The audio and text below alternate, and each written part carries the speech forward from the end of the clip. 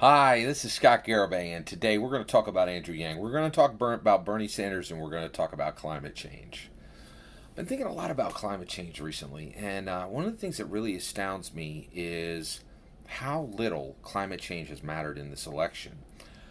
It's really incredible, and I think one of the things that's happening is it's emerging that climate change matters a lot to the media, it matters a lot to Hollywood, it matters a lot to journalists and writers and celebrities, but it really doesn't matter to Americans, and that is becoming incredibly clear in the 2020 election. Right now, every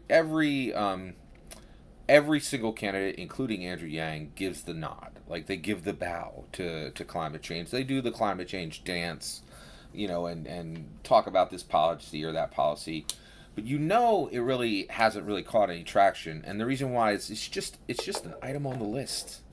Eric Swalwell made it his number one issue. Dude is gone. Tom Steyer keeps reminding the people it's his number one issue. Nobody cares, right? And reality is, in each debates, the climate change has got shoved off the lift on quite a few debates. It gets a little bit of talk on some of the debates.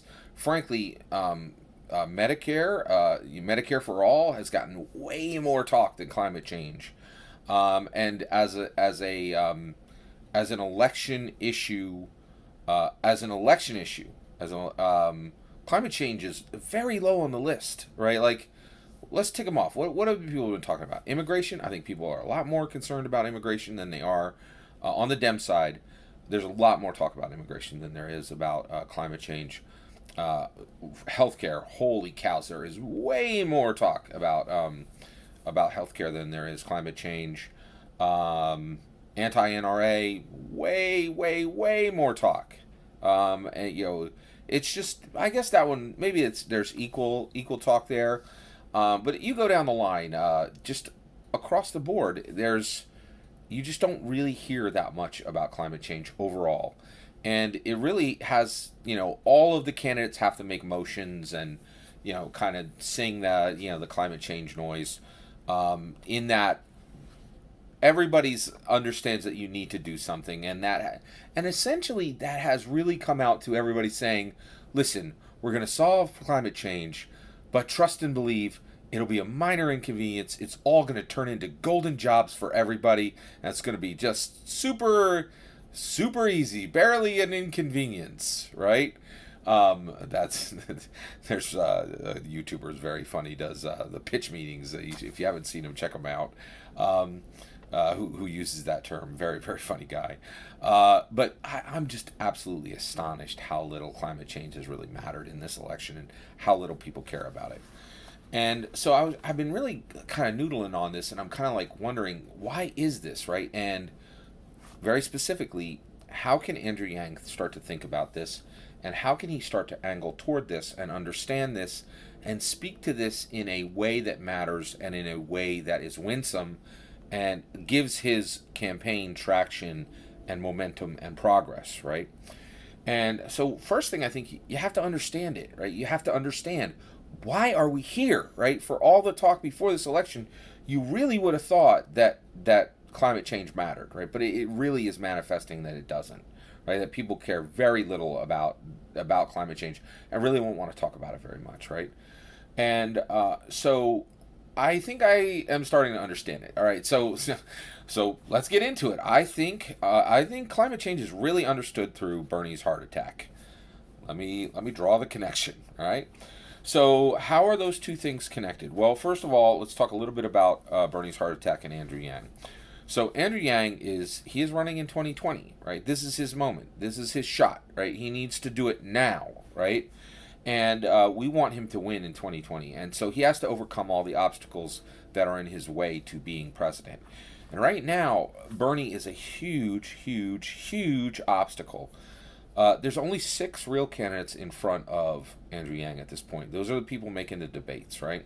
And so you got the septuagenarian trinity, and then you have BBC, you have the billionaire Tom Steyer, you have Pete Buttigieg, and you have Amy Klobuchar, right? They're second tier candidates, all of them, to Sanders, Warren, Biden, right? Warren is a major candidate, very skilled politician that is getting very little traction. She's just, a lot of people see her as an echo of Hillary's campaign in 2016. It's a major problem. She hasn't done much to address that problem. And then Biden is an echo of Obama, and has a host of problems around him. He really excites very few actual voters. He just really excites a bunch of institutions as a concept, right? And then let's talk about Sanders. Sanders is a force of nature. Sanders is a true, really, really interesting person, right? And literally this evening, and it's one of the reasons why we're talking about this right now. I was talking with, I sat down with a group of my friends, right? And every single person in this group was I'm checking to make there. Yeah, every single person in this group was a millennial. Not a single person there was over the age of 28, right? I play a game called HeroClix. HeroClix is it's a superhero miniatures game. Look it up; it's really cool. We played a 2,220 point HeroClix game tonight. I ran a really cool team of all Batmans and his rogues gallery, and I had to run against Dormammu and some other Marvel type characters. We had a big tournament, and out of the 7 people, I came in third. All right. So we went out afterwards, and all the talk swept across all these millennials, and not a one of them. The idea of any of them voting for a Sanders or Biden was laughable. Like no one even, their names weren't even mentioned, right? No one cared about Buttigieg. No one even knew who Tom Steyer was. Amy Klobuchar, somebody had said that their relatives out in, I think it was Michigan, really loved Amy Klobuchar, and then every other millennial at the table wanted to talk about Sanders, right? And so Sanders really is he is truly a force of nature among young people, right? And so we really need, so Yang has to realize that Sanders is a major threat, and Yang has got to start building ways to deal with Sanders, right? And I think one of those is we're going to have to start coming at Sanders. I think Yang is going to have to start coming at Sanders where he is vulnerable, right? And I'll tell you right now, Bernie's heart attack is a vulnerability. We got to start talking about it, right? And the reality is, I think one of the reasons why Bernie's heart attack is a vulnerability is it shows where his behaviors don't match with his principles, right? He is very much, a principled person, and he's saying, hey, I'm for the American worker, and I want American workers to be treated fairly. But he's not treating himself fairly, right? Like, he just had a heart attack. If he asked an American worker to do what he's doing right now, people would say it's outrageous, right? If any employer asked an employee to do what Bernie is asking his own body to do, it would be considered cruelty, right? Like, it's truly incredible, right? And now, where does this line up with climate change, right? So I think that I've been thinking about this a lot, and I'm like, how do we end up here where Americans just don't care about climate change at the macro level, right? They really don't, right? We're seeing that in real time in this election. It's no one's number one issue. Nobody, like no one, right? Except Tom Steyer. He doesn't count. He's not a real candidate. He's just telling a redemption narrative. Whatever. All right. So how do we get here, right? So here's how we got here, right? So Bernie Sanders has always done the same thing. Bernie Sanders, for 30 years, maybe close to 40 years now, Bernie Sanders has served as a leader in America, and he's doing the same thing right now. Right? He's serving as a leader in America. Right now, he's serving as a leader for his campaign. He's serving as a leader for socialism. He's serving as a leader for his brand of Democrat leadership. Right? And so, in October of 2019, Bernie Sanders is running his campaign, and Bernie Sanders' body talked to Bernie Sanders. Right? So Bernie Sanders is just doing what he's always done. Right? And he's just working like crazy, to serve the American people, right? And Bernie Sanders' body, this part, right, told him, hey, Bernie, that's enough. We're 78 years old.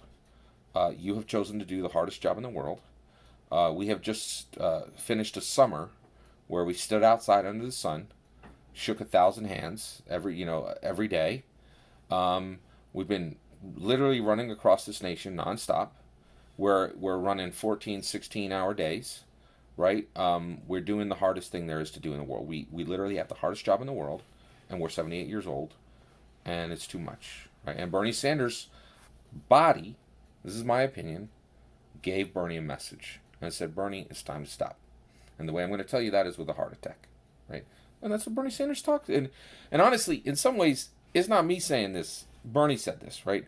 This is a little quote from him. He said, I was stupid. I did not listen to my body, right? And then, Bernie Sanders' body, that was a quote from Bernie Sanders. And then Bernie Sanders' body jumped in and there was a heart attack. Bernie had a heart attack, okay? Now, what's that got to do with climate change, right? Well, let's talk about the American people, right? So the Earth, right? So American people, what have they been doing? They've been living like kings and queens of the world, right? We play hard, like we ball out like kings and queens of the world, right? We eat cheeseburgers, drive pickup trucks, wear the dopest sneakers in the world, leather jackets, 70-inch televisions, Harley Davidsons, Hummers, Lear jets, right? You name it. Like we don't go small. America, we don't do nothing small, man. Nothing, right? We do everything huge, and we have carbon footprints, Bigfoot size carbon footprints, right? Like, cryptid size carbon footprints, right? Every American, we roll hard, and we all have huge carbon footprints, right? Well, the Earth comes along, and the Earth goes, hold up, America. I got a message for you. Here's the message. Here's a storm in Florida. Here's another storm in Florida. Here's another storm in Florida. I got a message for you. Here's some forest fires. Here's a mudslide. I got another message for you. I'm going to start melting the polar ice caps, right? Here's another message for you. A record heat. Here's another message for you. I got hail and snowstorms for you in September, right? And the Earth is just saying, hey, I got a message for you. I got a message for you, America. This is too much. You got to roll it back, right? But America's like, no, man. We don't do it that way. We do it Bernie Sanders style. Heart attack ain't enough to talk to me. That's what Bernie Sanders goes. Bernie Sanders, he hears the message, right? What do you got for me, buddy? A heart attack? That's all you got? Oh, no. If you want to talk to me, Bernie Sanders, you better write that message in stone. Heart attack don't mean nothing to me. Let's keep rolling, right? This is Bernie Sanders style. I've been a leader forever. I'm going to be a leader now. Let's keep it going, right? That's exactly what America is doing. Bernie Sanders has been watching America has been watching Bernie Sanders lead for 30 years, right? And Bernie's like, oh, there's an obstacle? Plow through, right? And that's exactly what Americans are doing right now. They're like, oh, Earth, you got a little storm rolling up in Florida? You got some forest fires over here? You got some polar ice caps melting? No. You better crack some states off of the edges of our country and just have them float off into the ocean. We need a real message, right? You better write it in stone, right? It's got to be bigger than what you're sending now, right? And the reality is America follows its leaders. And Bernie is showing the way, right? Bernie's going like, no, buddy. I got something I want to do. A heart attack ain't a blip on my radar. That ain't enough to speak to me. And Americans are saying, yep, I hear you, Bernie. Yeah. Few messages from the Earth. Forget it. Let's keep rolling. Let's do it our way, right? We ain't got to stop until we decide to stop. And Bernie is setting the pace, right? And Yang's got to deal with that. Yang has got to deal with that, right? Bernie is a wrecker. He is emerging from this election rewriting American politics. Bernie's like, oh, oh, you want power? You want the big seat? You want the Iron Throne, right? Like, you better be willing to die for it. I am, right? I'm telling you right now, what's happening with Bernie Sanders and this heart attack right now, I have never seen nothing in my. I have been voting since 1988. I've never seen anything in politics like this. It rewrites the whole book, and it helps us understand everything.